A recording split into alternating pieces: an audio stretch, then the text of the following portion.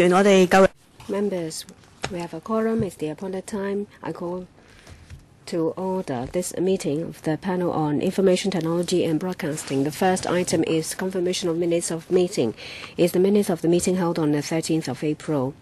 And it's been given to members, and the Secretariat has not received any proposals for amendment. Let's confirm the meeting. Any objections or problems? If not, minutes confirmed. Second item, information papers issued since the last meeting. There are 3 papers, and you'll find the information set out in the agenda. Any comments? If not, let's go into item number 3, date of next meeting and items for discussion. The next regular meeting for July will take place on the 13th of July, which is a Monday at 2:30 in conference room 3. That will be the last regular meeting of this legislative year. There are 3 items proposed by the government. And the first one is item number 1, information security. The second one is item number 2 on the list of outstanding items for discussion, progress update on digital economy. The administration would like to add a third item, which is a review of the Create Smart initiative. Any questions or problems? If not, these will be the items for discussion in the next meeting. Item number 4, progress update on the e-government development. Let's invite the administration to join us. 咁今日出席會議嘅呢有何淑儀常任秘書長啦。We have with us Ms. Susie Ho, Permanent Secretary for Commerce and Economic Development, Mr. Victor Lam, Government Chief Information Officer, and Ms. Joey Lam, Deputy Government Chief Information Officer, and Mr. Timothy Zhang, Chief Systems Manager. Welcome. Who is going to take us through the paper? I will ask Mr. Lam to take us through the paper. Thank you. In the past year, in the promotion of e-government development, the progress has been smooth. We have a new e-government service platform in March this year. We have completed the development. Bureaus and developments have been offering online service on this platform. As at April this year, altogether, there are 160 e-government services running. And when it comes to the use of cloud technology, we have used the government cloud platform as the basis, and will continue to further develop and provide common e-government services. Say, for example, e-procurement, human resources management system, and electronic record-keeping system. We will use this to improve government service efficiency. Apart from that, when it comes to strategic system, government departments will also upload it on the government cloud platform to make use of the flexible and efficient service provision. When it comes to dissemination of public information, on the 18th of March this year, we have launched a revamp of data.gov.hong Kong. It has a greater capacity and flexibility. It has also contained the function of dataset catalog search function, covering over 4,000 datasets. Say, for example, census information, maps, and air quality information. When it comes to the personalized platform, one-stop portal MyGov Hong Kong, which was launched in December 2010, the number of active accounts has been increasing. It has now exceeded 250,000. And in order to enhance user experience and to meet the demand for mobile services, in September last year, we have launched the mobile version of this portal. With the advancement of mobile technology and the increasing number of smartphone users, in order to support government departments and bureaus to develop mobile services, we have set up a mobile app facilitation unit and has implemented a number of measures. Say, for example, by providing a template for mobile apps, providing development platform for apps to help them develop and provide more mobile apps. bureaus and departments have provided more e-services. So far, there are over 700 such services. And according to the recent e-service utilization survey, when it comes to total number of informational searches and electronic transactions, there has been an increase by about 30% in 2014 compared to the previous year. And the Internet of Things is one of the most disruptive technologies and a go-to solution in the coming decade. Hong Kong is a pioneer when it comes to the adoption of Internet of Things. We use sensors and big data analysis to help the government understand, say, for example, potential maintenance issues, so that proactive actions can be promptly taken to ensure service. This will also ensure continuation of service and enhance living standard. The Census and Statistics Department, Education Department, the FEHD, the LCSD, and the Immigration Department have also achieved great success in the launch of the e-service. You'll find the information set out in the information paper. I'm not going to repeat it, and I will be happy to take questions. Thank you. Who would like to ask questions? Charles Mok and Sin Chung Kai. So 5 minutes each. Questions and answers included. Mr. Charles Mok, please.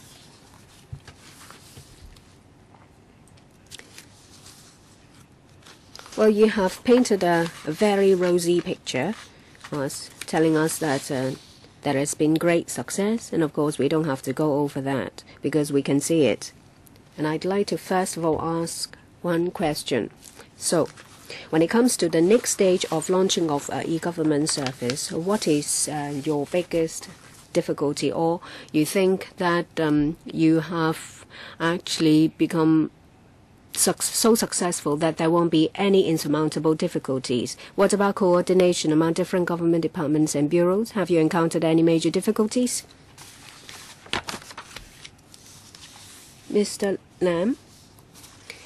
Well, actually, it's been over 20 years since the government has launched e-government services. At the beginning, we would identify more e-services, and so far, most of the services are available online. And for the future, we will make the use of such service easier and more readily accessible. And for older versions or older systems, perhaps nowadays it's not as easy to use or convenient as it was in the past. So we would like to make it more efficient to benefit the public more. Internally, there are a lot of government systems. And these systems are developed individually inside the government, and at the same time the OGCIO also provide system development to enhance efficiency of departmental systems. And we identified the use of mobile technology, and we have given a lot of guidance to departments so that when they launch mobile services, it will be more efficient. When it comes to Internet of Things, as I said, that smart living, big data analysis, Internet of Things. In the next stage, when we launch such systems, we will take into account the latest technology so that we will bring the greatest benefit to the government and also to the public. Mr. Lam has been telling us about what is to be done in the next stage, and you have not directly told me what difficulties you foresee. Is it the case that when it comes to revamping of the systems, it's not fast enough and it has to be faster? You mentioned about mobile apps.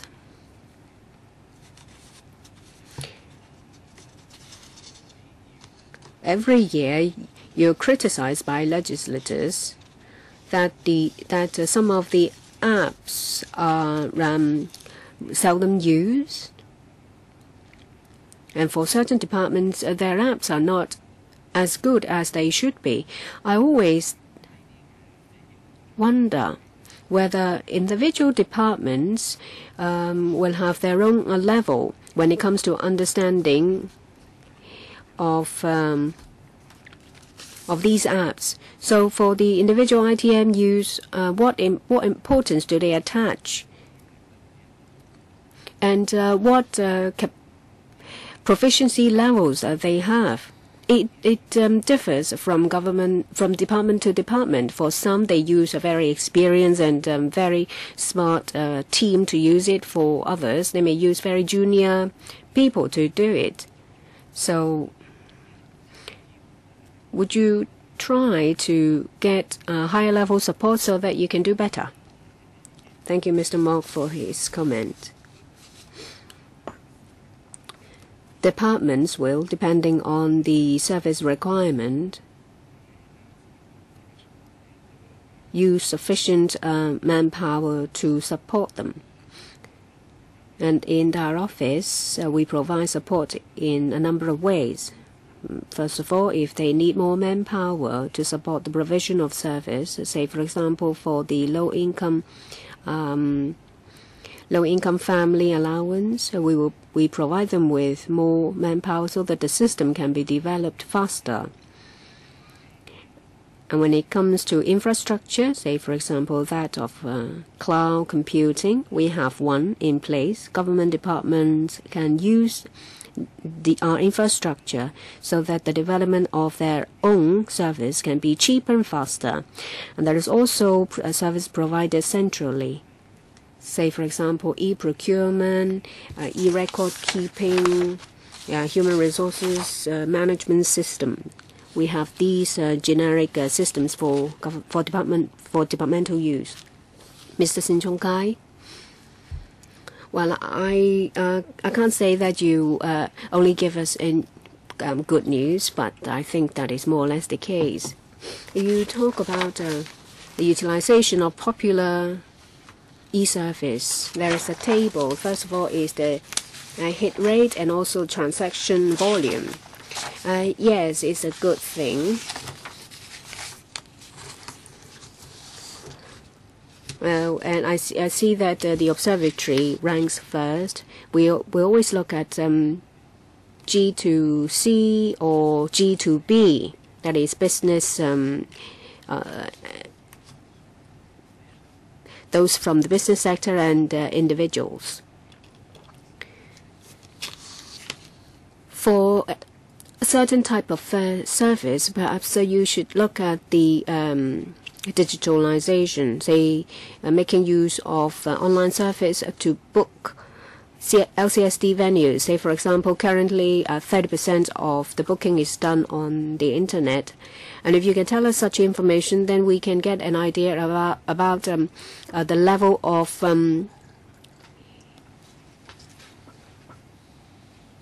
digitalization of their services. And how many services are provided online in an individual department, and how many services are available in that particular department, so that we will know what service is not yet done electronically, and we can ask questions. Say, for example, land registry. How many services are available in the department, and how many of them are available electronically? So there are three things, one G2C and G2B, to the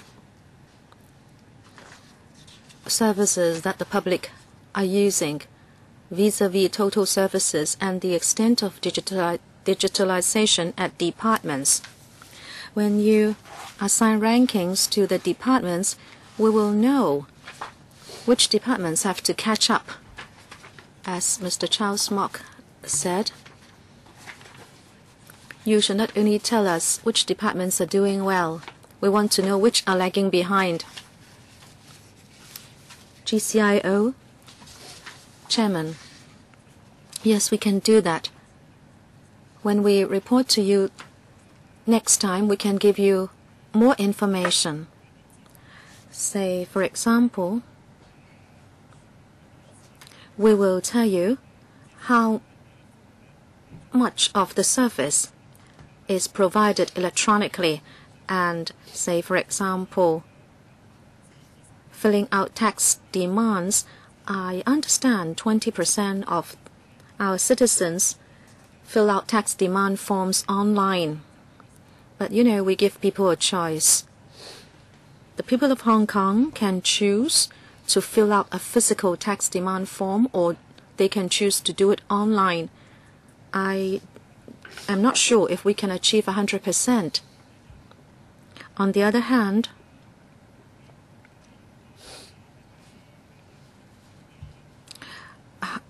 many departments are not providing services electronically yet. From what we know, over 90% of services are available online. As to whether we can tabulate all the services that are still not yet available online, well, there may be many reasons behind. Say, sometimes people have to come in person before some services can be delivered. But we can certainly consider including the information in our next report. So we tell you what services are being provided electronically. Thank you. I am satisfied with your reply, but we understand you want to give people a choice as to whether they use a physical form and queue up in person. I respect that. But from the figures, we can see where we can do more by way of encouraging the public to use online services. I hope you can give me the detailed information next time. Thank you, Mr. Mao Fong Kwok. Thank you, Chairman. I have a few questions. You use apps,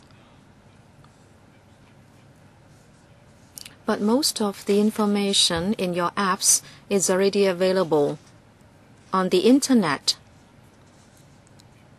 So how do you decide you want to produce an apps for certain services for better interaction?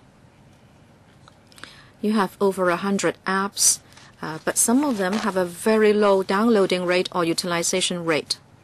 But then they have been costly. This has been reported by the media. Maybe the downloading rate is just about a few hundred times. So what criteria do you use, and how do you propose to departments whether apps should be developed? And what about the content of the apps?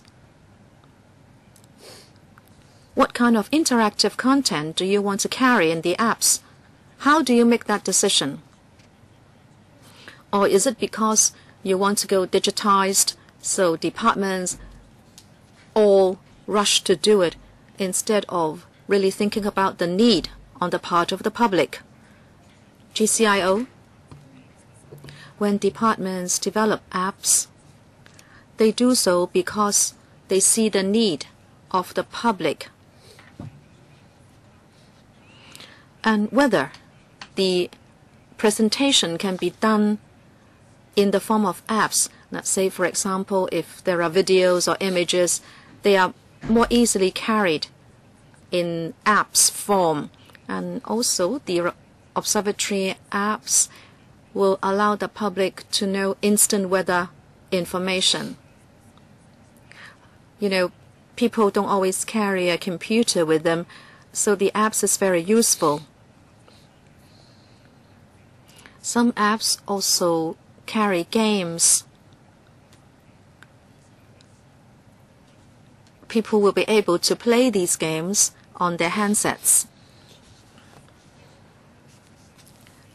So some departments really have to make a decision as to whether the information or service should be provided in the form of an apps.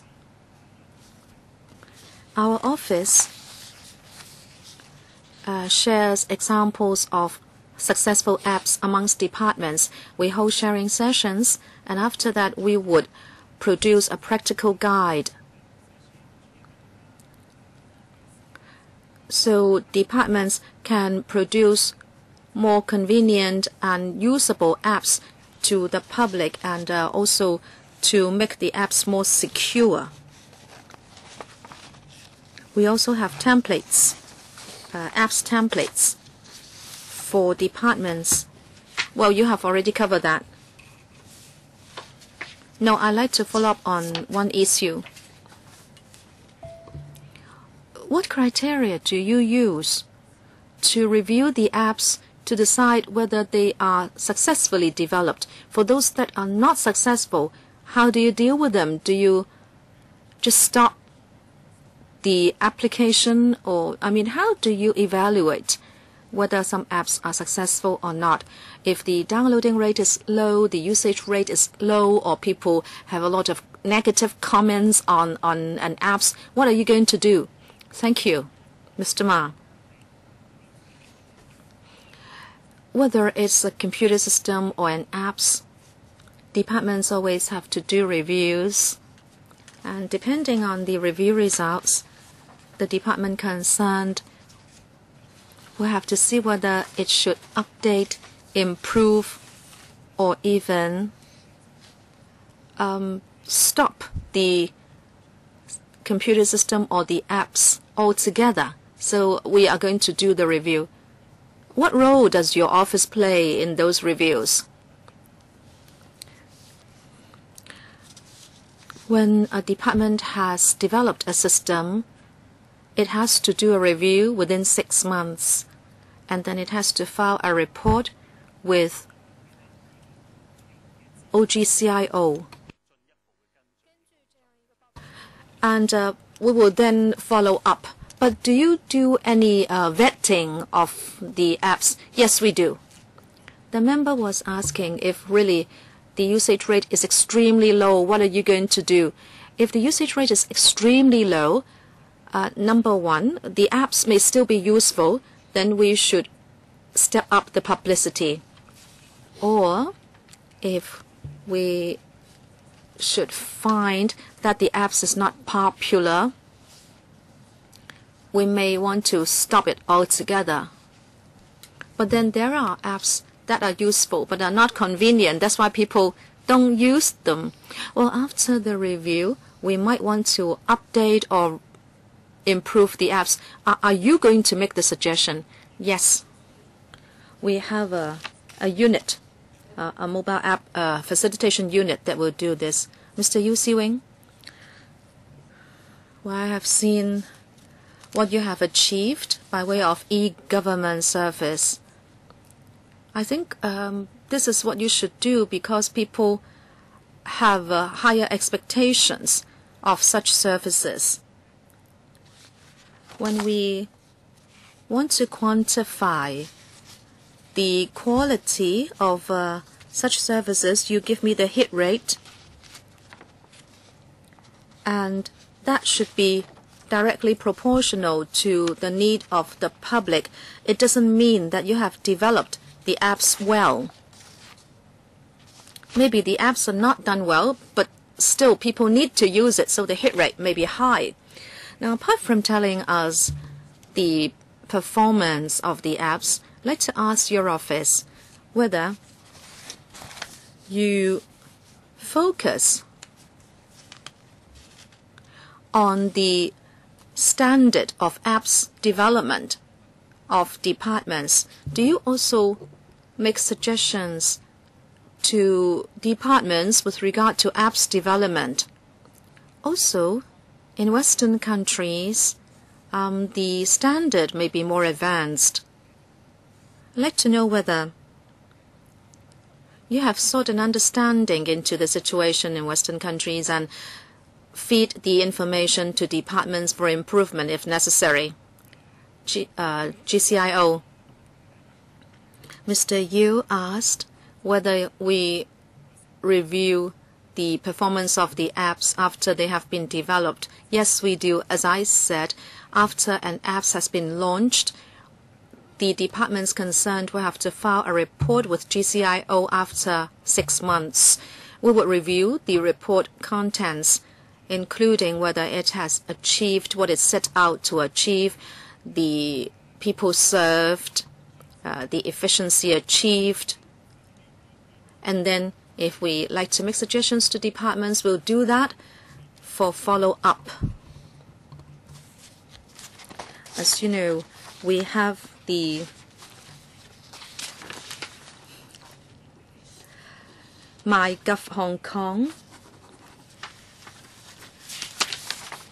or the Data Gov Hong Kong, and we regularly do customer surveys about this internet and compared to bank websites and MTR and also airline company websites. We believe the satisfaction rate is more or less the same. So we do review the popularity of the systems developed by us.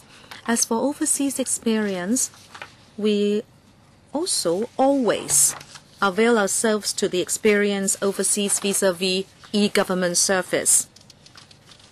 Say, for example, with regard to mobile applications, we know that it is becoming more prevalent. That is why we are developing more apps. And also the dissemination of data. As I said, we just launched the data.gov.hk website. This is quite common nowadays, but indeed, in terms of dissemination of data, we are quite a pioneer. We already have 4,000 data sets on the portal. Now, what's the use of the data sets? This will allow non-government organizations to make use of the data to develop apps, and probably such data can be combined with other data in order to develop even more useful apps for the use of the public. Our survey shows that 70-odd apps have been developed by other organizations on this basis. Well, you mentioned the MyGov Hong Kong, and you have collected views. I'm sure some people are happy with you, some not. So is it that you issued questionnaires and people filed them back to you after filling them out? Is that what you did? Thank you. We did an online survey. We don't ask people to fill out physical questionnaires.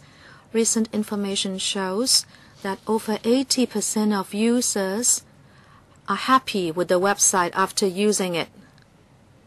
Dr. Loai Kwok, Deputy Chairman. Thank you, Chairman. In the paper, we know that there is this section on smart city management. Well, it's a hot topic recently. If you want me to define it, I would say that you use information and IT and data analysis in order to assist city management and public services delivery so as to improve people's living environment and working environment, and in the long term to achieve long-term and sustainable development. There are different definitions, but this is how I do it. So IT is not everything, but it is an important factor for a smart city. It's an important tool. Recently, it is said that Kowloon East would be a test case for smart city management. It will be a test case. I'd like to ask whether you can explain to us whether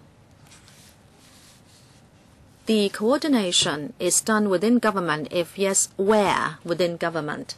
Is there a specific plan?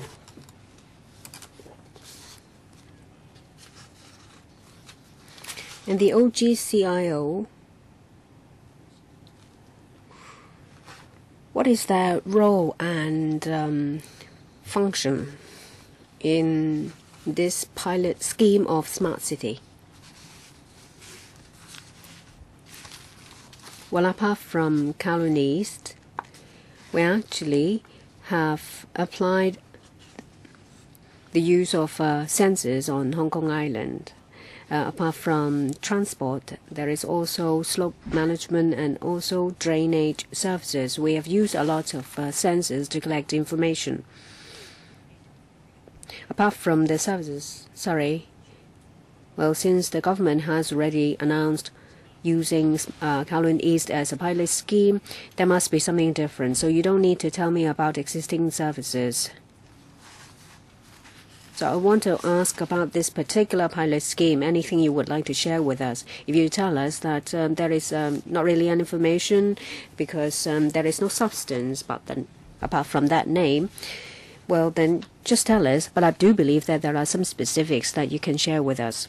When it comes to the Kowloon East office, they are actually doing certain things, and they have incorporated a lot of elements of smart city. They would like to do more about green building. They've taken reference from local and overseas experience. And the work of the OGCIO in this scheme is to give advice. It's led by the Kowloon East office.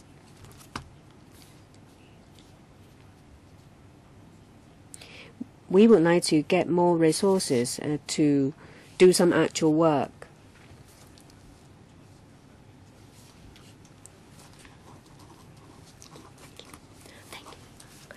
That is the Energizing Kowloon East office. So the coordination is done by Energizing Kowloon East office or the relevant policy bureau. As the PS said, it's the Office of Energizing Kowloon East, which is the coordinator, and we provide assistance. And it's not just our office, and there are other government departments providing assistance as well, because this is not a plan under the Development Bureau alone. If we are to provide convenience for drivers to find available parking spaces in Kowloon East, that is indeed one of our projects. The Lands Department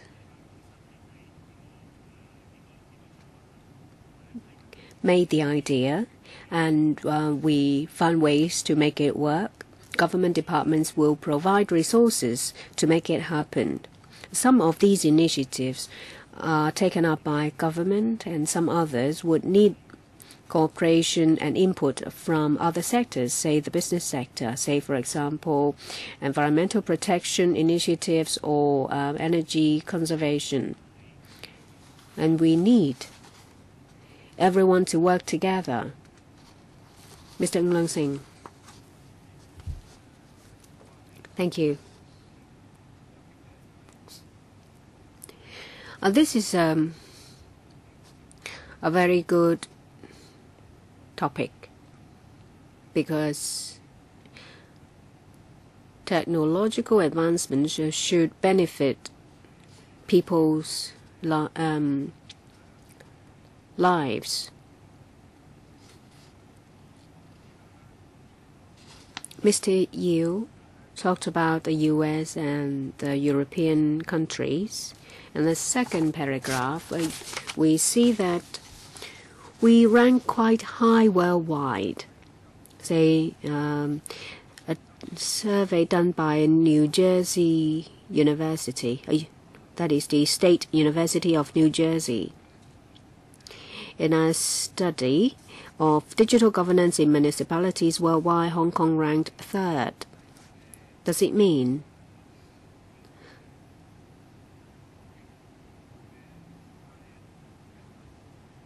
that is like the Oscar in digital governance? If that is the case, then I don't understand what Mr. Mok's doubts are based on. Because if we have figures and data to support it, then we will be able to get a better picture of what is actually going on. Is it necessarily the case that the US and Europe will be more advanced than Hong Kong? I can only speak from the impression I have. Alibaba won't wanted to get listed on the internet in the US, and that company involves the use of a lot of online services or e-services. But it doesn't really mean that in the US and Europe are more advanced, because development of the internet is quite fast in India. So is it really the case that when it comes to e-government service, the US and Europe will be more advanced? And this survey done by the State University of New Jersey, has it got any authority? The survey done by this university is not limited to the US and Europe. It's worldwide, and it's a comparison of government e-services and not comparison between e-service of the government and e-service of the business. We see that Hong Kong, when it comes to digitalization readiness and also digitalized government, we rank quite high within the first 10. And in different aspects, say the opening up of data, public sector data, we have obtained an award. That is given by World E-Government Organization of Cities and Local Government. So it's not an organization limited to just US and Europe. I wonder if the government will consider this. I don't know whether it's feasible or not.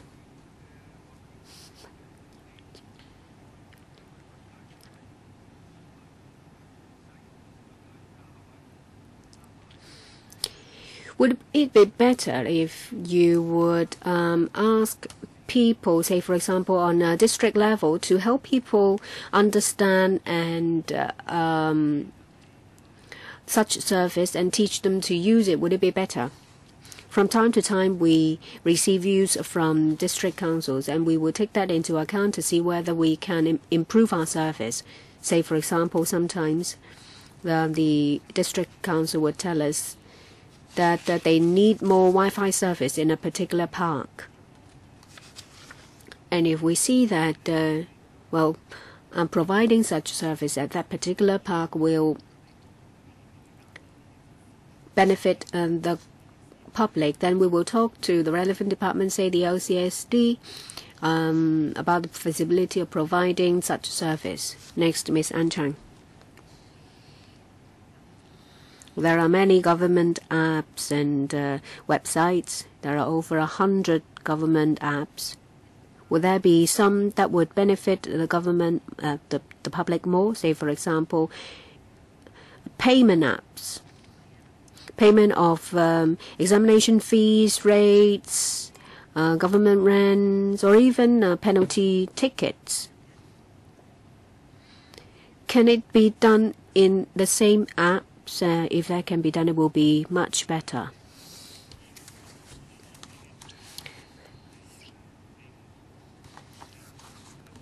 There are apps for different departments. Say, for example, the notification apps.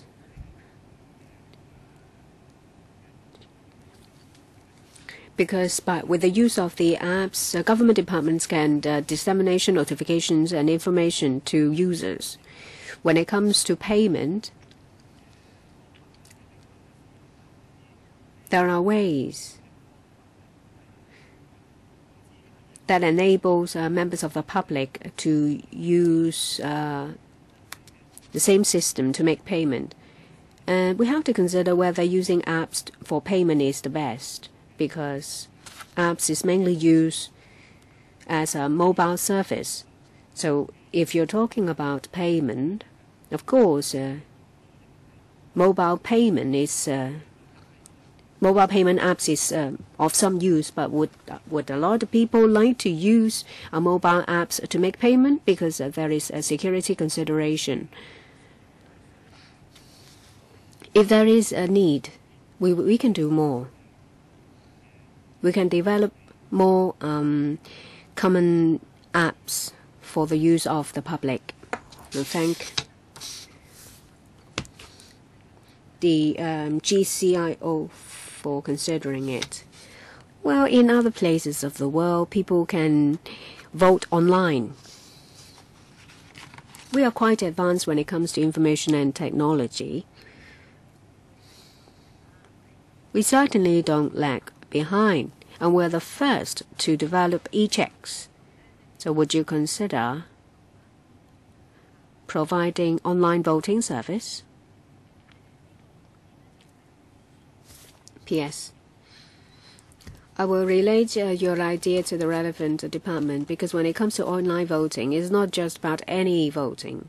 Say, for example, in an AGM, I know that you can vote online on the mainland, but you need a comprehensive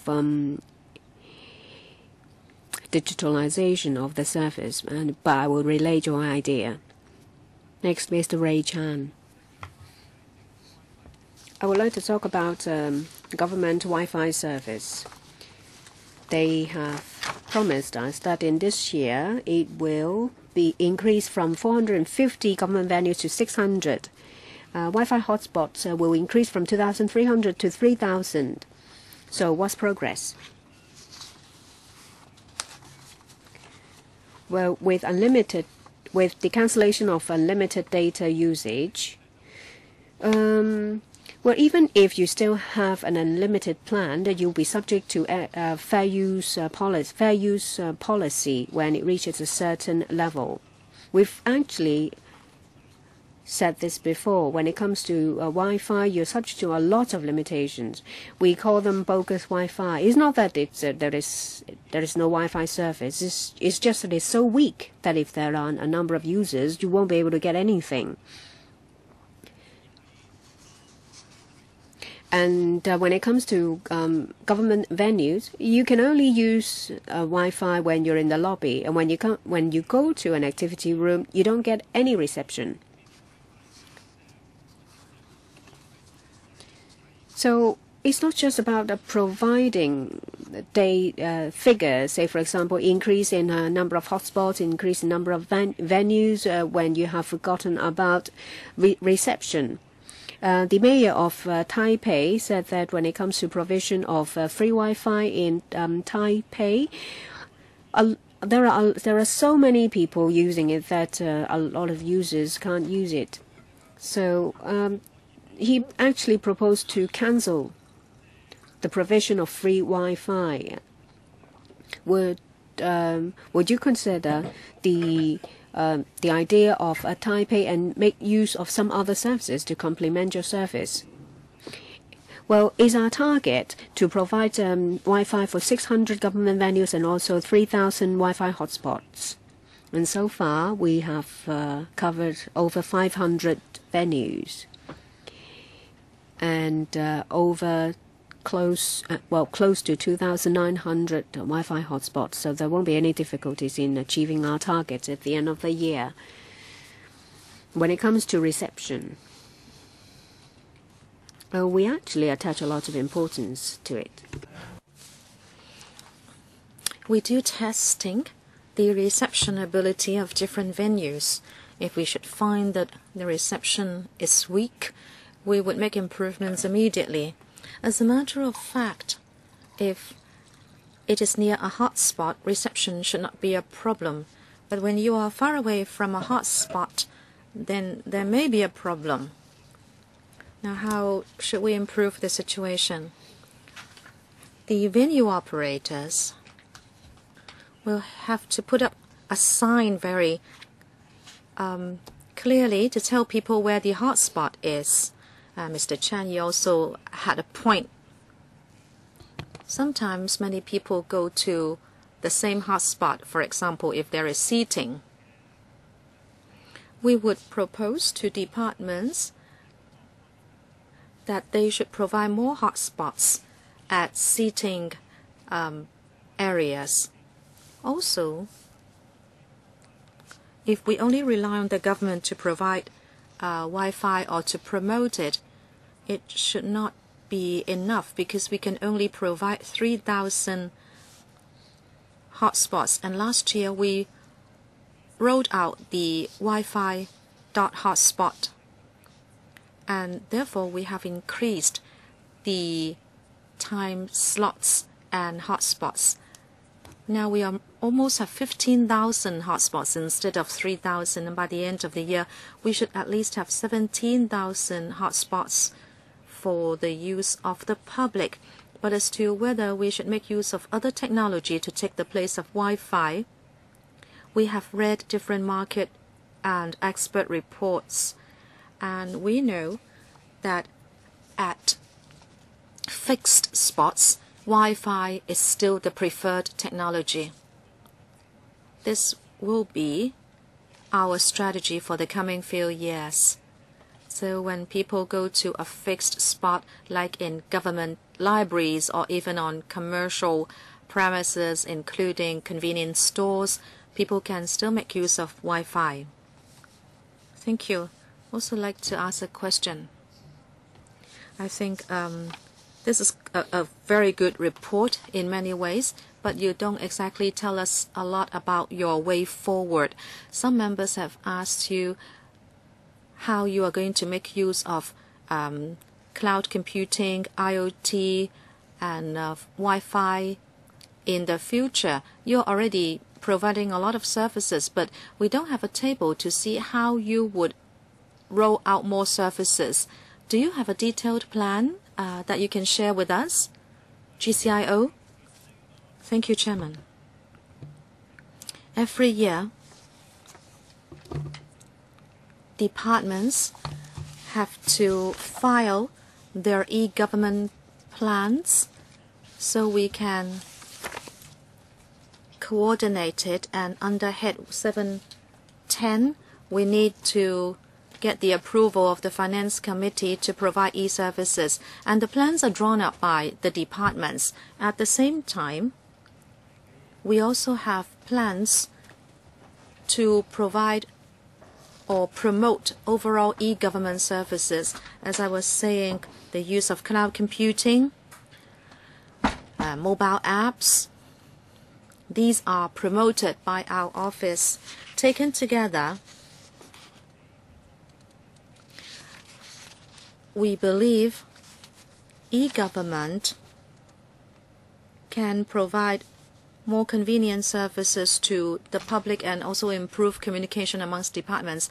Well, GCIO, sometimes departments may come for funding support with their e-government services. Now that since the GCIO acts as a coordinator and a consultant, can you not show us a table about what departments are going to do the next year? That will be for our reference, and we can also discuss those instead of having the plans come to us only when you need funding from us, because it will be too late for us to give you our advice. When departments have such plans, their plans are uploaded on our website. And those plans would be for plans in the coming year. They are not plans for e-services in the near future. And councillors and members will be able to comment whether those plans are practical. But I'm asking for a table which will list out the plans in the coming few years for our early information. P.S. If I remember correctly, it will be easy for us to talk about the coming year, but we can only provide the major direction for the coming few years. I'm sure we can provide a table for the coming year.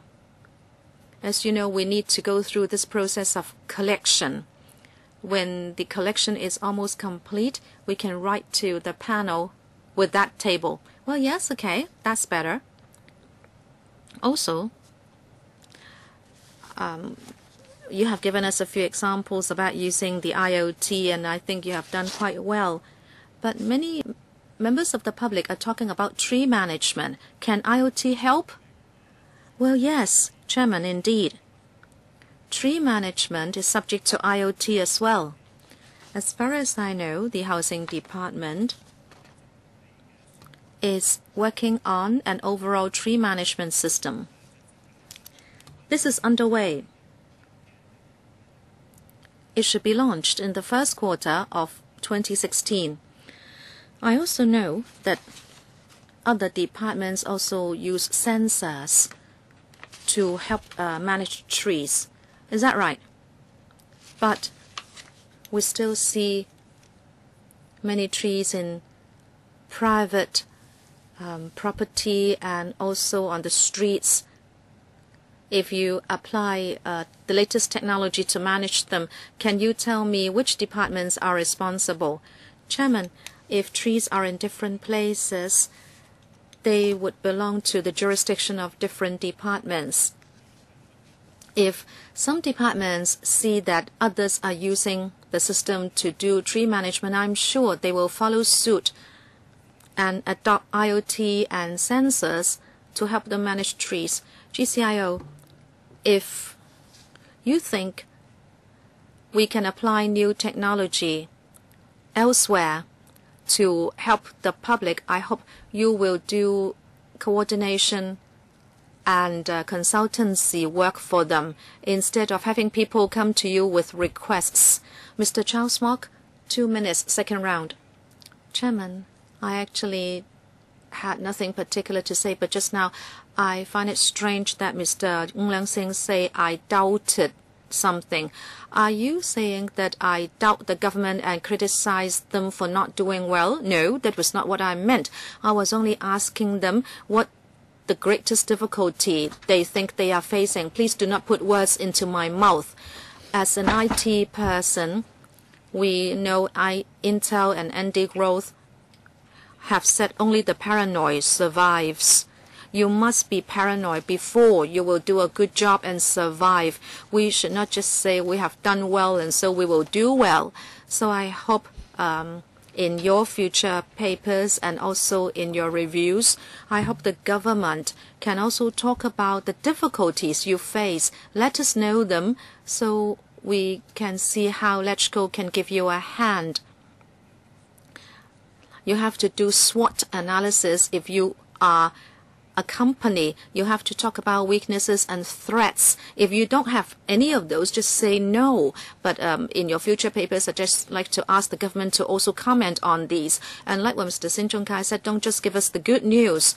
I am just saying that you can also review whether you face any difficulties so we can assist you with resources and other things.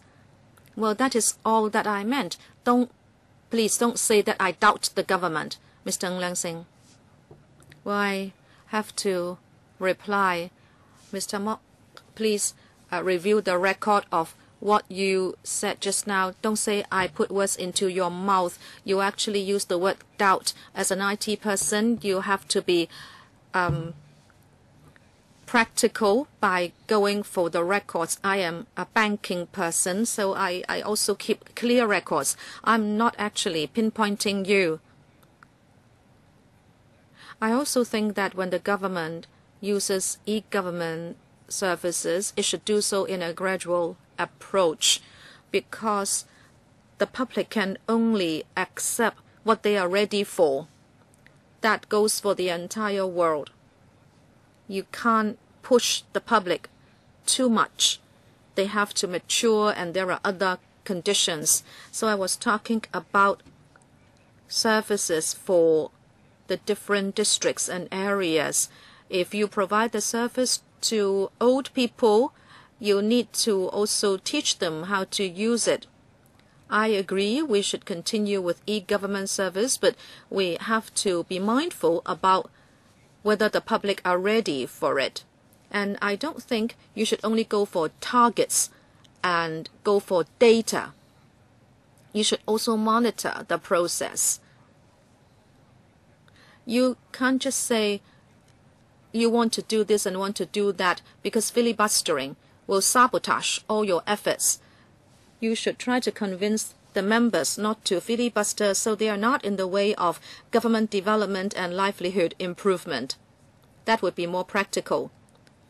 Okay, we still have a little time. I'd like to follow up on smart city management. The vision is for the government to make good use of technology in order to plan for a better future for society and provide better services to the public. This is what I like to see. My question is, you can see departments developing their own systems. You have the GCIO, of course, acting as a coordinator. But the fact remains that some departments should link up better with other departments, so we can have better data analysis, so we can have big data analytics, and you can do better projection for the future, so you can plan your services better. Have you done any study into that? Thank you, Chairman. Indeed, we have coordinated the plans of different departments. If there are common services provided by departments, we will ask them to link up. We make use of an apps, for example, to disseminate messages to the public. If we talk about big data analytics, now what have we done?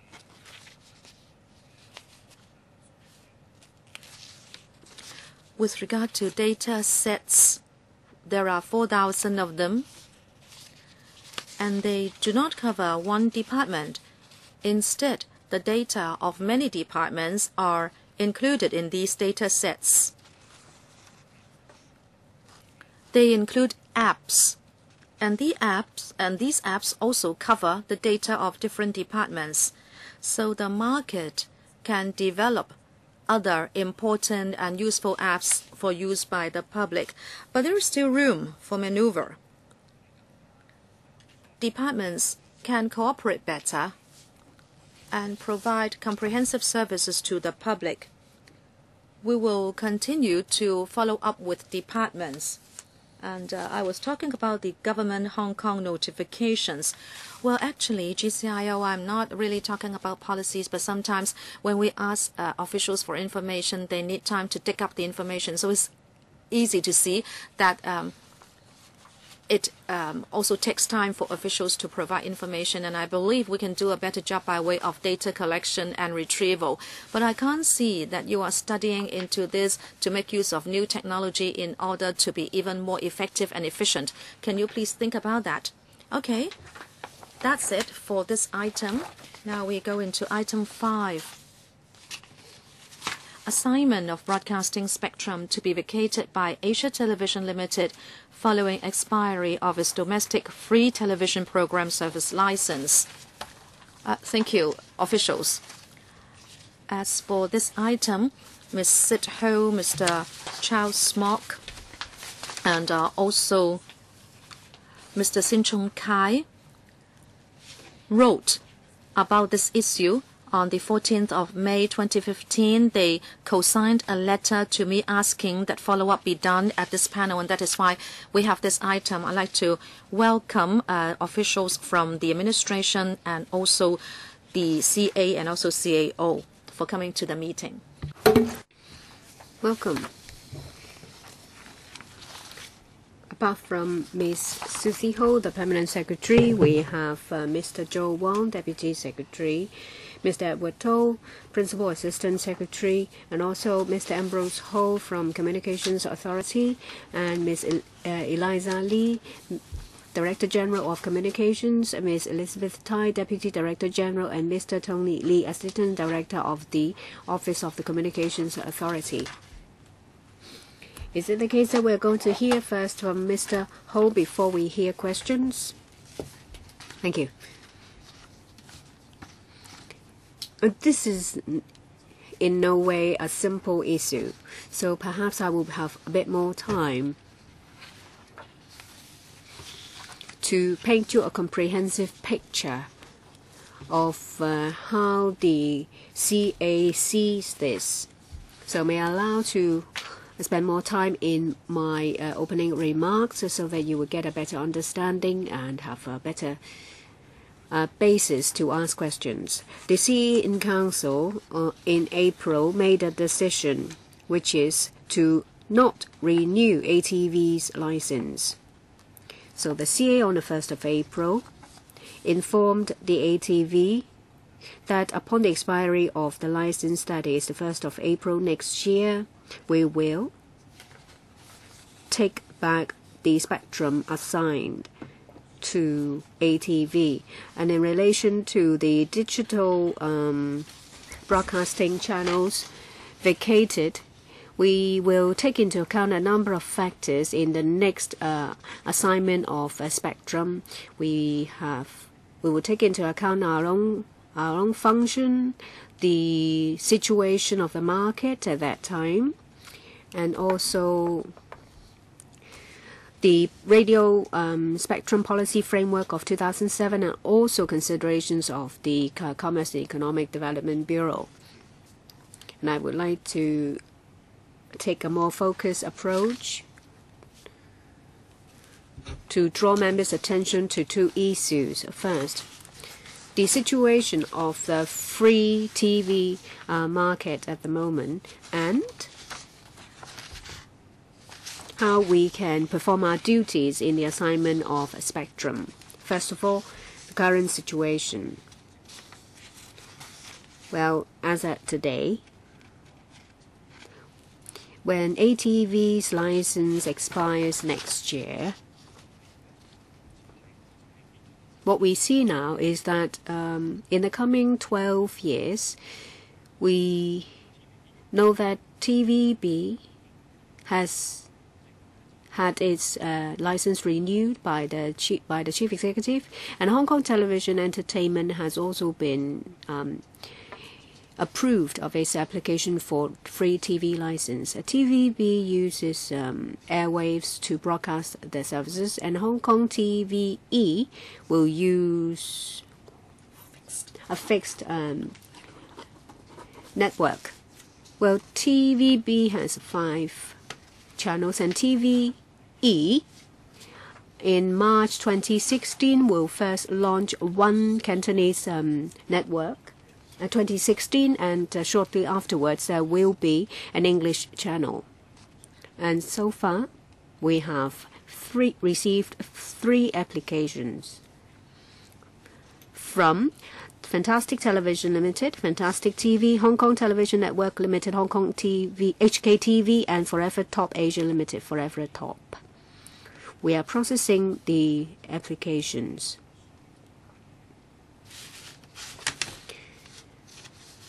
And when it comes to the services, say for example the channels required, of course that is the decision of the investors.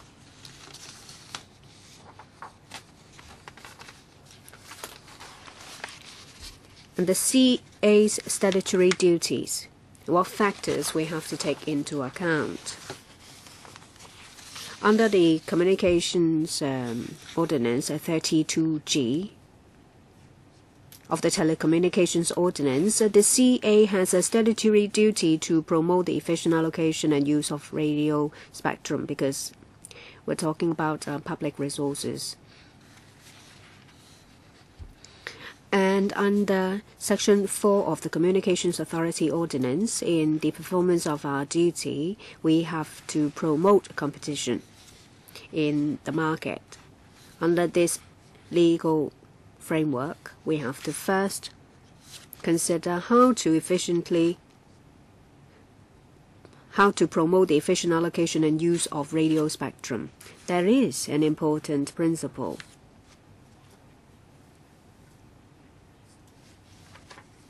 Of course, the spectrum will be assigned to those who are granted a carrier license.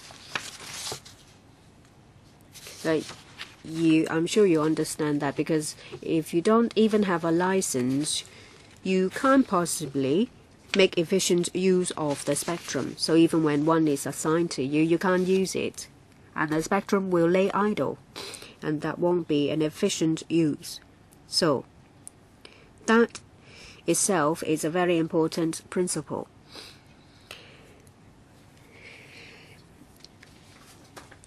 TVB has seen its license renewed, and TVE has been granted a license, so they are qualified to apply for the use of spectrum. When we process the application of Hong Kong TVE, as we will explain shortly afterwards, that they have to meet certain conditions.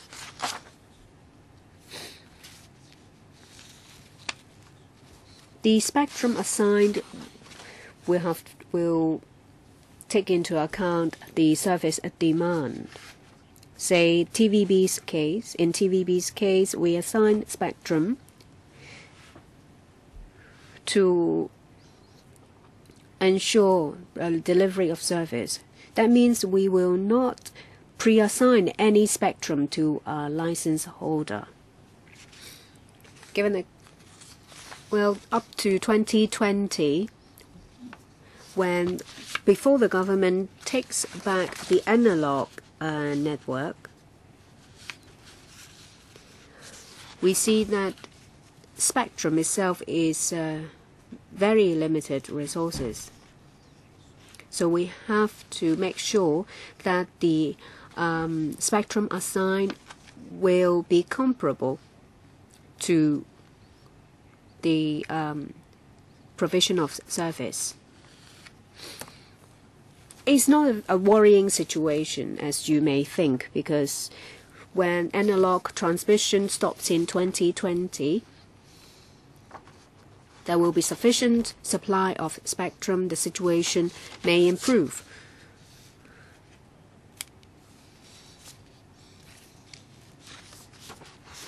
Another factor we take into consideration is to promote competition in the communications market. Say for Hong Kong TVE, they apply to make use of spectrum in the transmission of their service. Well, we don't give them however much they ask for in their application. We will take into account the service demand, and we will also impose conditions. Of course, if you use airwave, you have social responsibility.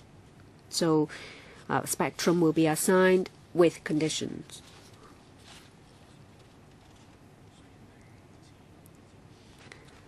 In the case of Hong Kong TVE, they already have a fixed network in their transmission of service. Of course, there are limitations. Say, for example, penetration. It can't be as high as those who use an airwave.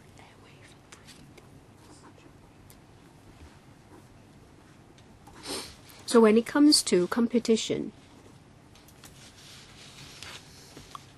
so far we see that there is one licensee that makes use of airwaves.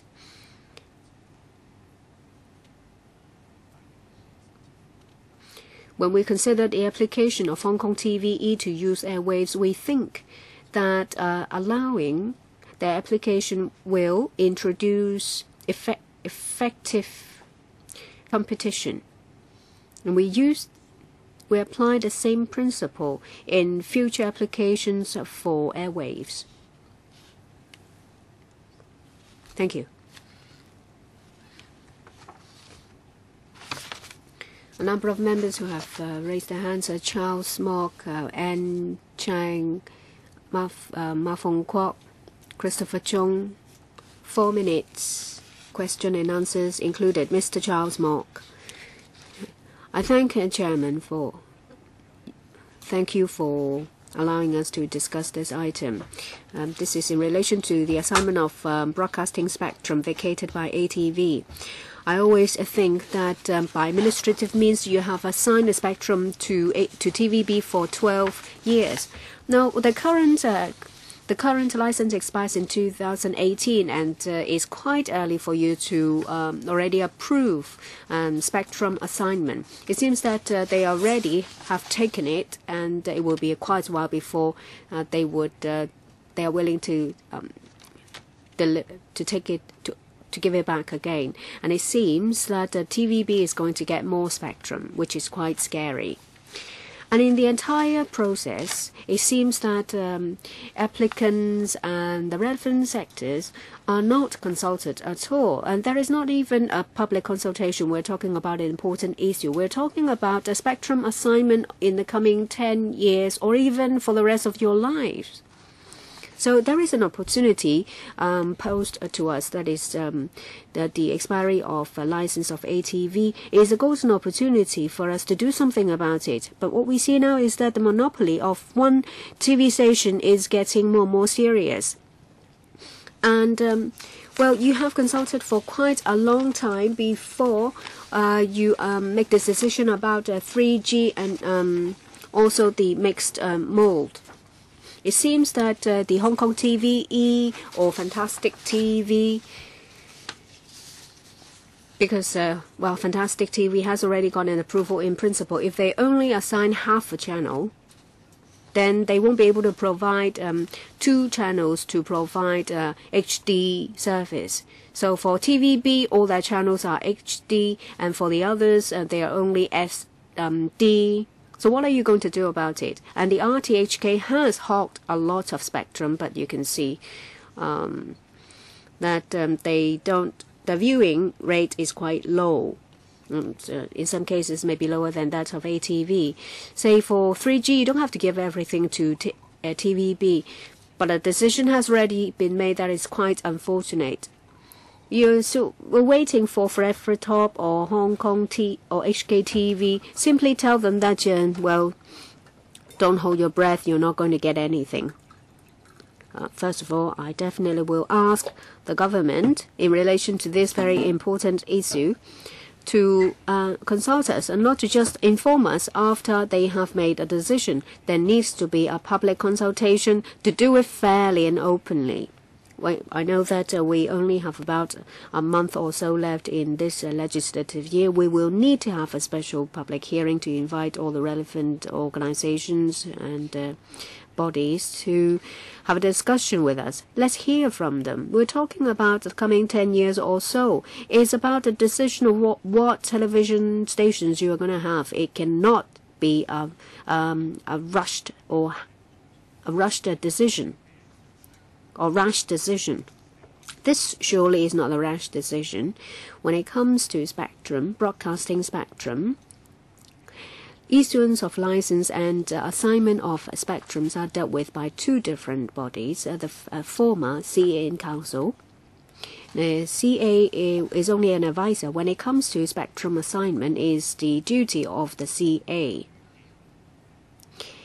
In the past few decades, when it comes to broadcasting spectrum, when an organization has obtained a broadcasting license, well, we have been using the administrative means to assign spectrum.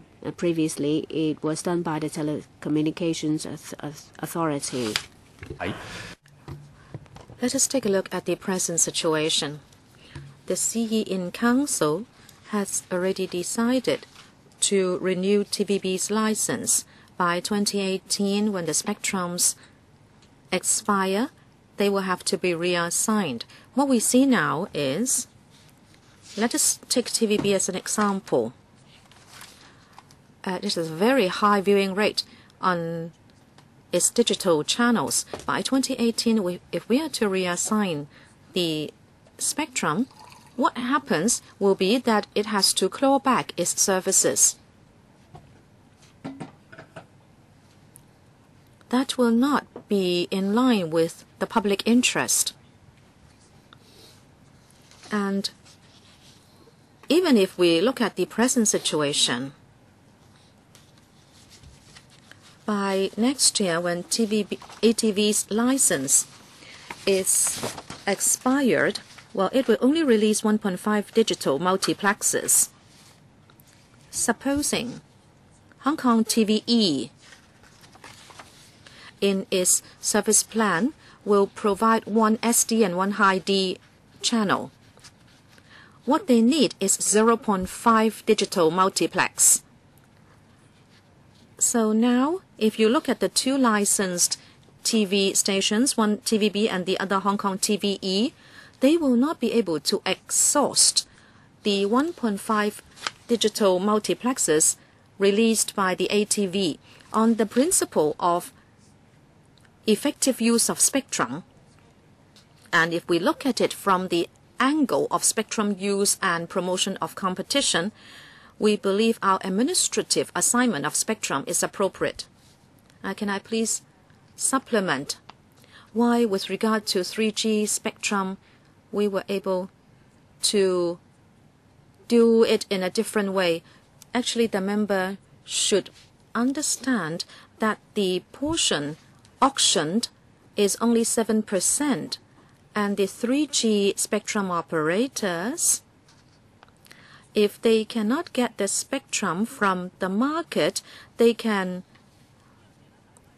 reorganize 2G and 4G spectrums in order to make up the surface. And this is what people told the CA. As for broadcasting spectrum assignment, if there is no spectrum, or if you reduce the assignment of spectrum, there will be only one result, and that is the reduction of services. As the chairman has said, the viewing rate of TVB's digital spectrum is already 80%. If you ask us to reduce the spectrum assigned to TVB, are you saying we should deprive millions of viewers their enjoyment of TVB's programs? And also Fantastic TV, Hong Kong TV, and also Forever Top Asia Limited, when they put in their applications, actually at that time ATV and TVP already take up half of all the digital multiplexes. And looking at the market situation and also the investment they are willing to make, the Hong Kong TVE is only going to get one HD and one SD channel. Fantastic, 2 HD channels. Hong Kong TV, 1 HD and 2 SD channels. On the 2nd of April next year, ATV will be releasing the multiplexes, and all these can be accommodated. And as the chairman said, by 2020, when analog broadcasting will stop, there will be broadcasting spectrum that will be released. And by that time, we don't know whether the present applicants would already get a license. Thank you. Ms. Ann Chang. Chairman, I'd like to remind you, you just said every member has 4 minutes, including a reply. But Mr. Charles Mock has made use of 8.5 minutes. Thank you for the reminder. I thought that many members would ask the same question, so I allowed the CA to answer that question. Well, anyway, he used 8.5 minutes. We still have to give up the room at 4:30. Well, you gave Mr. Charles Mock 4.5 minutes, so this should be recorded. I haven't even started. Chairman, can you tell members who should not be given the floor to shut up? Ms. Ann Chang, please. Get on with your question. To the public, they just want to have television to watch. By the 1st of April next year, the ATV's license will expire and it cannot broadcast anything. We only would be left with one free television station, and that is TVB. Hong Kong TVE has also been given a license. I'd like to ask you about Hong Kong TVE. It will start broadcasting on this Chinese channel next March. There will just be one channel, right? And for the sake of that one channel, we need to buy this decoder. Is that right?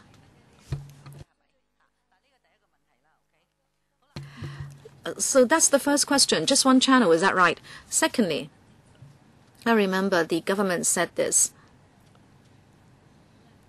The analog spectrum of ATV will be given to RTHK when ATV stops broadcasting, but RTHK needs money. Are you going to give it billions of dollars? Given what RTHK is producing, for example, Hong Kong Connection and Let's Go Today,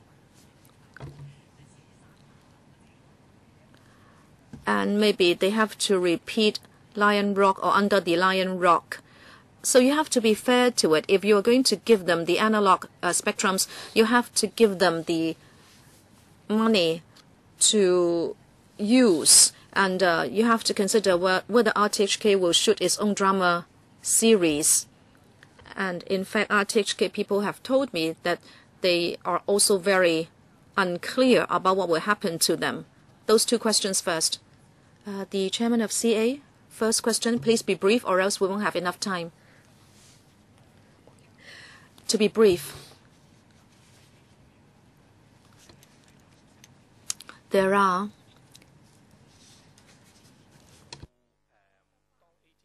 digital broadcasting services at ATV, but when its license expires next year,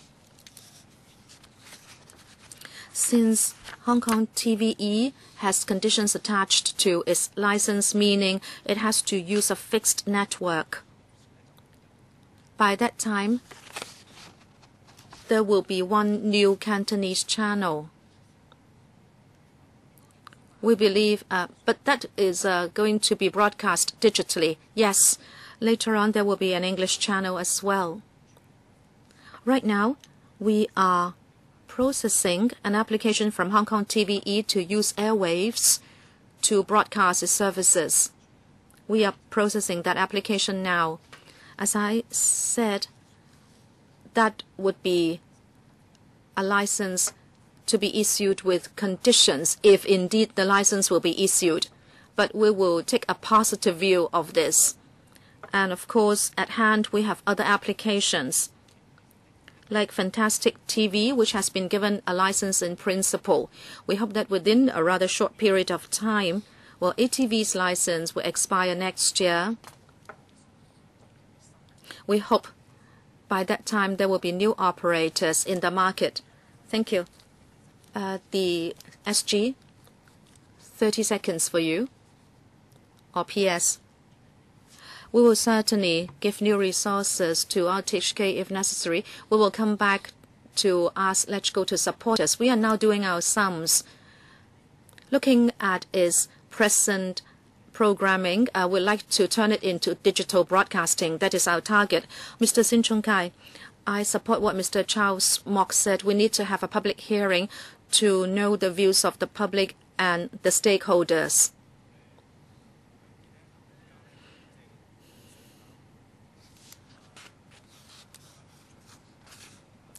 The SCED has explained why there will be no auction. I have heard about 7%, but policy remains policy.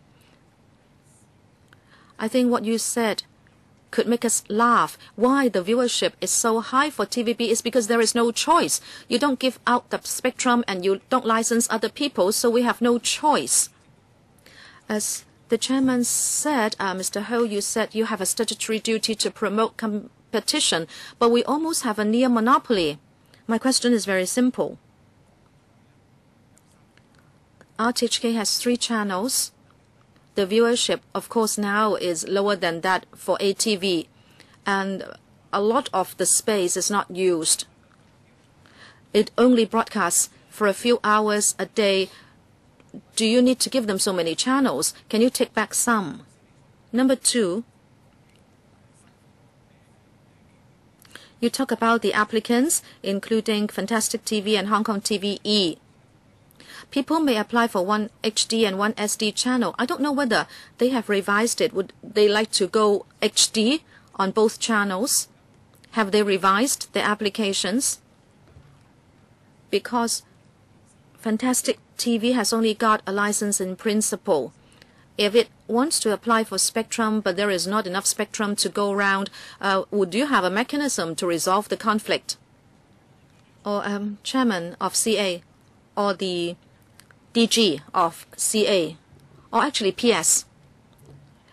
The RTHK is only doing test broadcasting now. We cannot compare RTHK with a commercial operator. You just can't do the comparison because they have different purposes and objectives. It is not fair to RTHK when we subject it to comparison with commercial operators.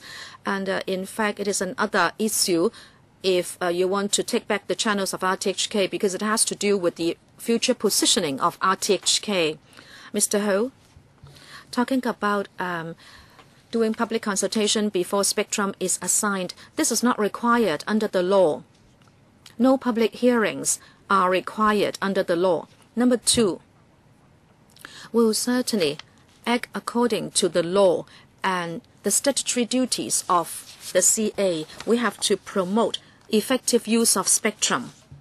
If you talk about public hearing and consultation, if people say we should assign spectrum to a particular TV station, however, if it hasn't got a license yet, then there will be a problem because it may never get a license.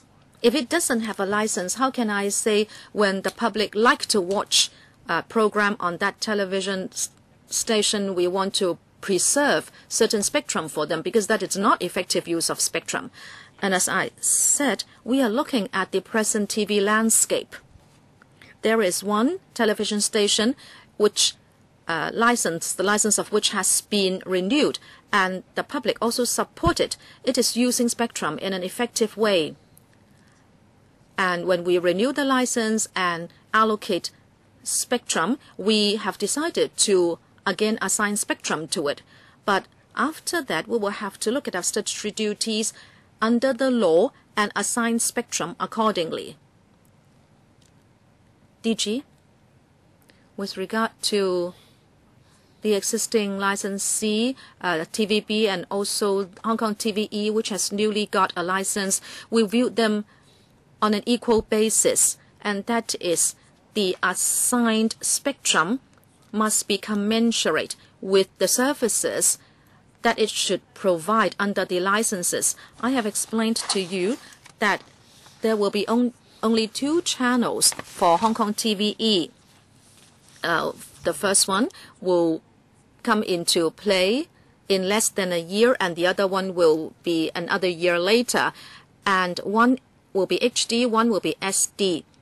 And it will only require 0.5 multiplex. So there is no reason when given the tight supply of multiplex, and also when we know that Fantastic TV will probably get a license in the near future, there is no reason we should assign more multiplex to Hong Kong TVE than it needs, so that other operators will not be able to have multiplex assigned when they get a license. Mr. Ma from Kwok.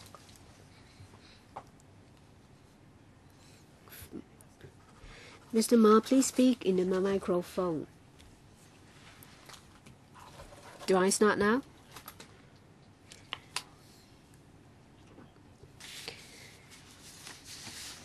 At the expiry of ATV's license, is it the government's plan to have all the vacated spectrum for broadcasting purpose and not other purposes, say, for example, communications?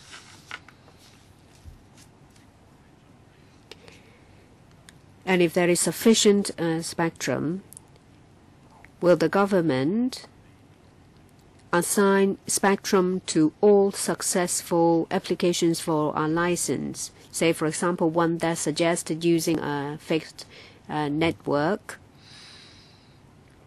And in order to ensure competition and also penetration, you will provide them with spectrum for airwave broadcasting.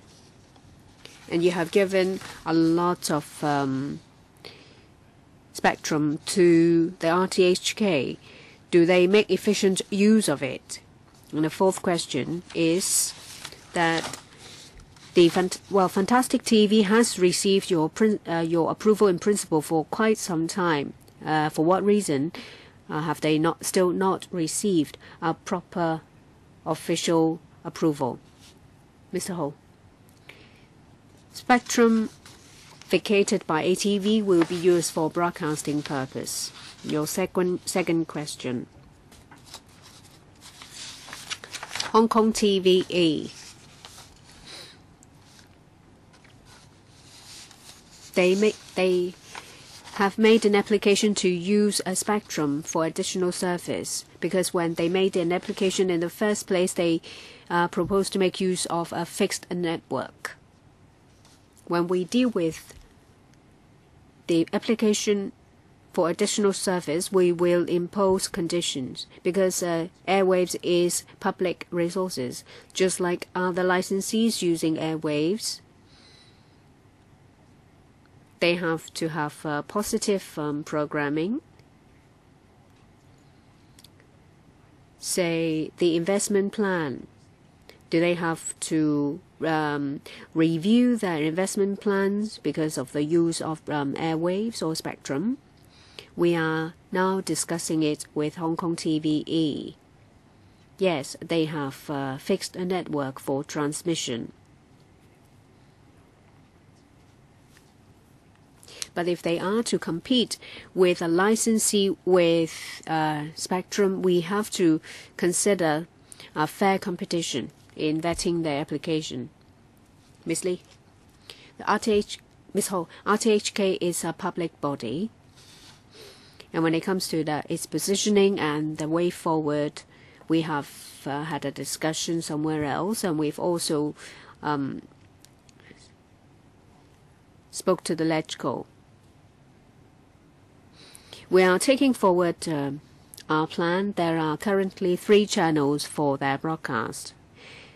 As I explained that, it's on a pilot basis, so the viewership can't really be compared with a commercially run television stations.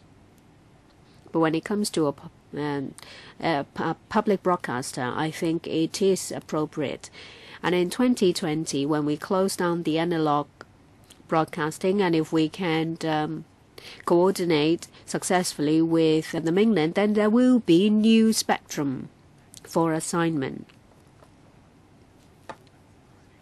Fantastic TV, maybe you don't have the time to answer that. Maybe wait for next one. But you gave 8 minutes to Charles Mock. Can you answer about Fantastic TV? Perhaps I will. We're still processing Fantastic TV's application. We cannot divulge any details. Of course, once we have a decision, we'll give you more information. What I can tell you now is that when CA and Council consider these recommendations of the CA in the application of Fantastic TV, well, Fantastic TV told us earlier that they would like to get more time to provide more information to the CA to supplement their application. The Executive Council has considered that application, and they decide to give them more time. Mr. Christopher John.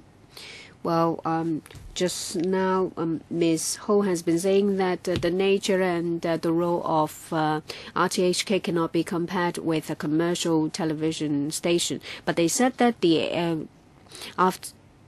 spectrum vacated by ATV will be taken over by the RTHK. So you ask a public broadcaster to take over from a commercial television station. do you think? Don't you think that it runs counter to public expectation? The RTHK doesn't have the capability or the capacity to run a commercial television station. Their governance is in a mess. And they don't have the professional level to run it. And you come to us for money. And if we give you money to run analog channel, we give you money to train manpower, but the analog channels will be taken back in 2020. And if they say that Under the Lion Rock is such a classic program, then perhaps you should do what ATV has done. Keep rerunning Under the Lion Rock. Perhaps you can maybe subsidize households to buy set-top boxes so that they can migrate to digital channels.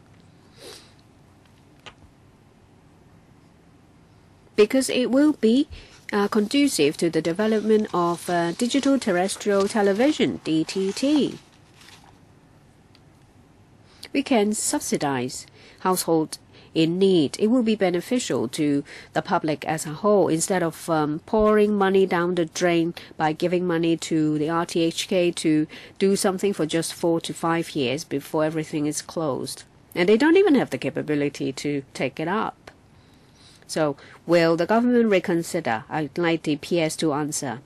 So, after RTHK has taken over from ATV, what do you expect the RTHK to do to run these channels? The RTHK will not take over from the ATV.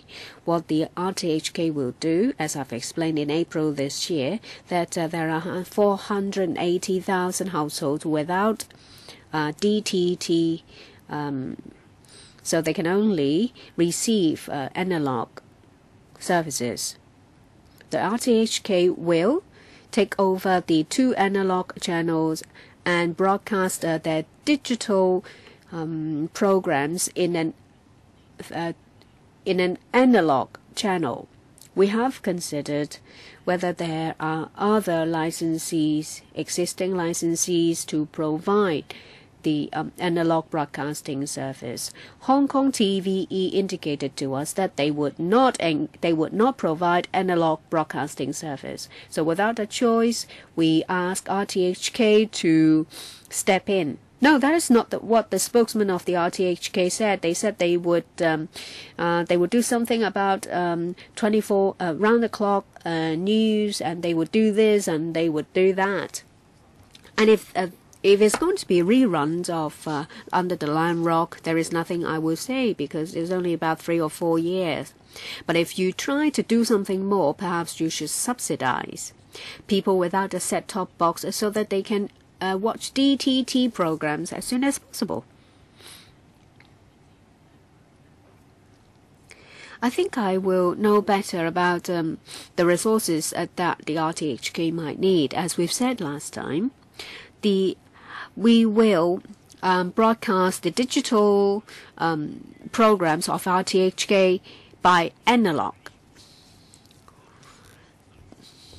Well, there are a lot of views when it comes to letting the RTHK to take over the analog channels from the ATV. So whose decision is it? Is it the CE in Council, the CA, or is it the CEDB?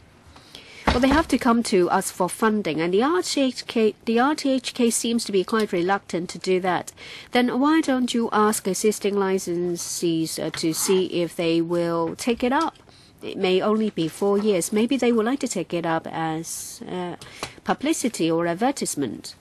Can you speed up the processing of the application of the 3 companies and see if they would like to provide the service? We don't know when the processing will finish because last time we've asked numerous questions and we still cannot get any answers when it comes to our HKTV. So with the 1.2 multiplex from ATV is vacated, we don't know at that time how many television stations there will be in Hong Kong. Perhaps at that time there will only be Hong Kong TVE and TVB fighting for spectrum vacated by ATV. Is it something that will benefit Hong Kong most? So I'd like to press the government. Of course, there is nothing I can do, and I would like to see in council to speed up the processing of the applications. There is so much uncertainty that you can't plan. But the TVB has got half a multiplex of ATV, but the secretary said half a channel is sufficient. Does it mean that the quality of the image will be inferior to the HD program of TVB? And if that is the case, that they would lose as the starting point. And with the closing down of analog channels, how much more spectrum will be made available as a result? P.S. About analog broadcasting, as I said, the decision is made by the Executive Council. This is just a contingency arrangement for RTHK to take them up, because in the long run the analog channels will be closed down. And as to whether current existing licensees are interested, we've asked Hong Kong TVE, which said that they had no plans to provide analog broadcasting service, which is in line with what we said. In just 5 years, would there be an interested party? Oh, the appeal is quite small. Well, what about those without license? But they don't even have a license. So I'm afraid I can't answer you on that. For the rest of the questions, I'll defer to the CA. The proposal of Hong Kong TVE is for the Cantonese channel to use HD, and they said that the English channel will be SD. So we think that half a multiplex is sufficient to meet the needs of the proposal. So what about picture quality? Would it be inferior to that of TVB? All the digital channels of TVB are HD. After 2020, how much more will we get? Well, we need to coordinate with mainland China, so I can't say for sure how many more spectrum will be made available. Mr. Leung Kwok Hong. Well, the license is very important, because they have to wait for you to grant them a license before you can assign them spectrum. So, as long as CY Leung refuses to make a decision, then you can't assign them any spectrum. So the decision has been stalled, and you said that TVB has account for 80% of the viewership of HD channels.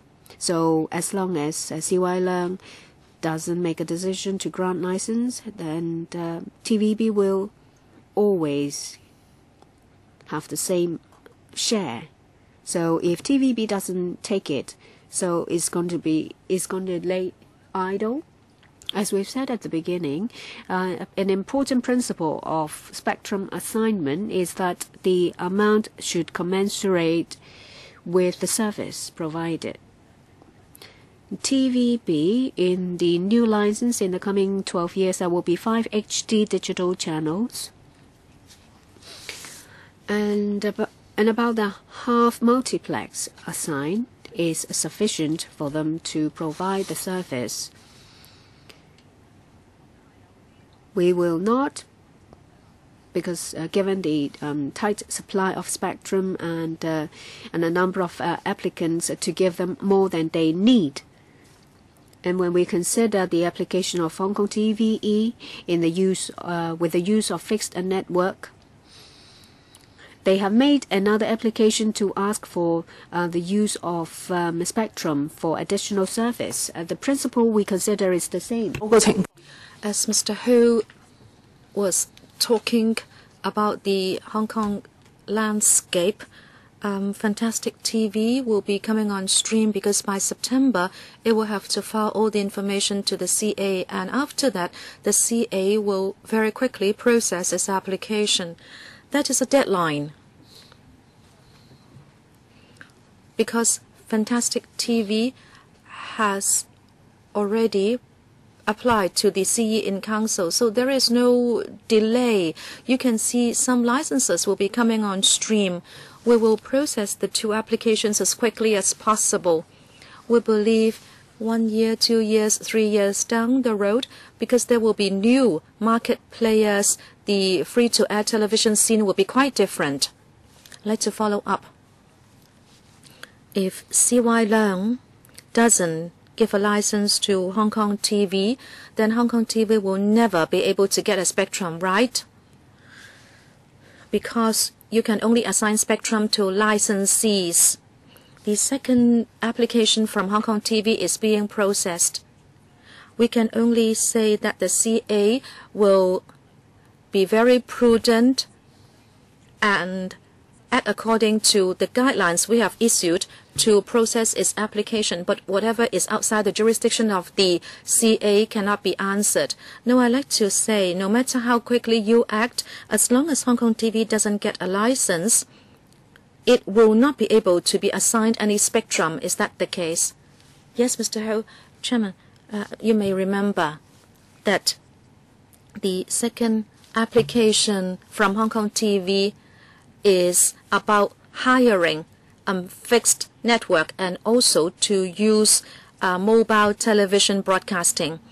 So there is no question of spectrum. But the most important thing is that anyone who wants to get a spectrum must first have a television broadcasting license, or else will not be able to assign any spectrum. Thank you, Ms. Emily Lau. Chairman, Hong Kong people have asked me to tell the administration and Mr. Ho this. Hong Kong is suffering. We are just like North Korea because we have only one television station. We heard earlier on that by the 29th of May, ATV will wind up. But I have just seen they are still doing some programming just now. I don't know for how long they can last. But the other two have been given licenses. However, they cannot do any broadcasting. We don't know when ATV will stop its programming. Who should be held responsible? Hong Kong is such an advanced city, and look in what kind of a plight we are in. I'm really angry, Chairman. Television watching is something very basic in Hong Kong. On the mainland, they have a choice of a few dozen of stations, but Hong Kong has got like only one. How can this be? When can we have more choices? We can't even choose our own CE. We don't have television stations to choose from. This is quite wrong. Chairman, I'm not talking about you, maybe your party. But P.S., everybody is looking at you. Can you tell the public when they will have a choice of television stations? Because ATV may wind up any time. Don't barge in. Mr. Leung Kwok Hong, Chairman, says we should not be attacking political parties while we discuss television spectrum. P.S. Please speak into the microphone. I can't hear you. On the 1st of April next year, Hong Kong TVE, which has already got a license, will have to start broadcasting according to its license. It will make use of a fixed network. Just now the CA chairman said that the CA is now processing the application of spectrum and it will take a positive view. If Hong Kong TVE successfully applies for a spectrum, then hopefully if Hong Kong TVE succeeds, it will be able to do broadcasting by using spectrum. Whether or not it succeeds, by the 1st of April there will be another television station following the expiry of the ATV license. Chairman, don't you think this is outrageous? Given Hong Kong at this present day, 2015, we only have 2 television stations. The policy is that we can have unlimited numbers of television stations, but licenses have been refused, and those who have got licenses are not doing broadcasting. This is outrageous, and the public are very angry. If in a few weeks' time ATV will wind up, what will happen? We only have one television station. How can we be answerable to the public? What kind of policies are we having? P.S. Any response? Chairman, can I please mention that we are processing the fantastic TV license very quickly. When we announced that the ATV's license would not be renewed, we heard the public's views, we knew the arrangements in place, and we knew that the ATV cannot comply with statutory requirements and also the public's expectations, and that is why we decided not to renew its license. We mentioned at that time that there might be a vacuum. It is unfortunate, but it is possible. We are doing our best to make it less likely, but this is a fact. Chairman, people have complied with conditions and yet you don't give them a license. Those which do not live up to its license conditions, of course, should not have the license renewed. How can people switch on the television and not be able to watch anything? This is Hong Kong. Mr. Paul Chair, I may have very scarce knowledge about these things, but let me ask this question. The so-called assignment of channels or spectrum, how long does it take for you to do it? Is it that you can do it by pressing on a switch? Now, of course, we should allow the relevant organizations to do administrative and commercial or business decisions. But is it that technically it's a very simple process? Is it that provisionally you can assign spectrum? Can it be provisionally done? And how possible is this? Because in para 3 of your paper, in footnote number 1, you said ATV does not require 1.5 Mbps capacity. It can be used by TVB until the 30th of November 2018. Can you do more of this kind? So we don't have to assign spectrum for a long period of time. If there are new licensees coming along, is it that we can assign spectrum provisionally? Is this technically possible? Secondly, I have heard many times just now that we have to try to secure more spectrum from the mainland. Is this just like navigation channels, so that we need to coordinate with the mainland? What factors are being considered, and is there any difficulty? Number 3, at present, do we have spare spectrum for the application by anybody? Recently, there is a lot of controversy with internet stations. Some people cannot get proper airwaves, so they go on to the internet, and therefore they are not regulated by the law, and people are asking for more rigorous regulation. But instead, we should be like other big cities, let more people have spectrum so we can regulate them, and then at the same time we can have more choices. Mr. Ho or DG? The last question first. Right now, all digital multiplexes have been assigned as of the present. Now, how can multiplexes be vacated so that they can be reassigned?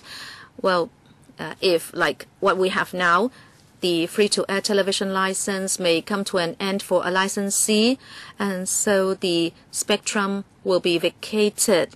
As members said, those can be reassigned. This is the reassignment of existing spectrum. Secondly, by 2020, when the government stops analog broadcasting, then there will be the vacation of broadcasting spectrum. We are next to Guangdong province, and spectrum don't respect national boundaries. So even if we have further spectrum, we have to do some coordination so that we can prevent technical disturbance amongst the spectrum. this is done on a regular basis, and when we stop analog broadcasting, we have to do it even more because there will be more spectrum vacated. Sorry, what is your next question? Provisional assignment of spectrum. Members, what the paper says is, at present, TVB and ATV is co-using or using one multiplex at the same time and together. But some capacity for transmission is not used up by ATV, and that amounts to 1.5 Mbps. Sorry, time is up. And that is why TVB is allowed to use it for the moment. We have to give over the room to other people at 4:30, and Mr. Charles Mok and Ms. Anne Chang have both raised their hands to speak. We don't have enough time. You can only, either of you or each of you can only have 1 minute. The CA says this has been done for the past few decades, but a new situation has arisen because the ATV license has always been renewed until now. If you tell people that there will just be one television station which will get more than half of the spectrum, I don't think anyone will regard that as fair. I hope you can do something in public. Hong Kong TVE says it doesn't have enough spectrum, but you say there is enough for them.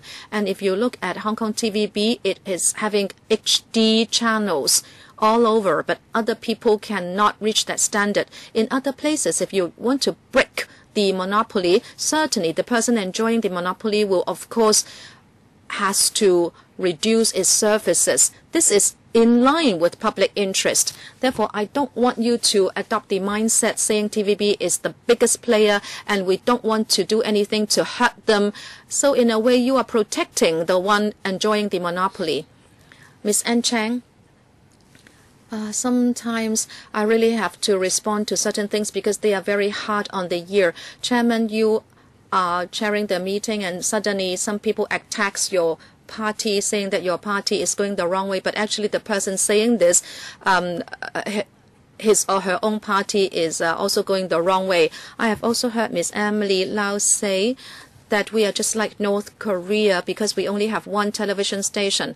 I am not happy with the administration's reply. You should correct her. We have a free-to-air television license. There may be one or two of them. We have free television, but then we don't only have one or two free stations. I know we have 8 to 10 free stations. You say if you want to pay a small sum of money, there will be a choice of 100 television stations. Even PRH residents also enjoy pay TV. So don't let them publicize Hong Kong this way. This is not the way to publicize Hong Kong. We'll all be harmed. Thank you very much. Item 6, AOB. If there is nothing under AOB, meeting is adjourned. Thank you very much for coming. Thank you.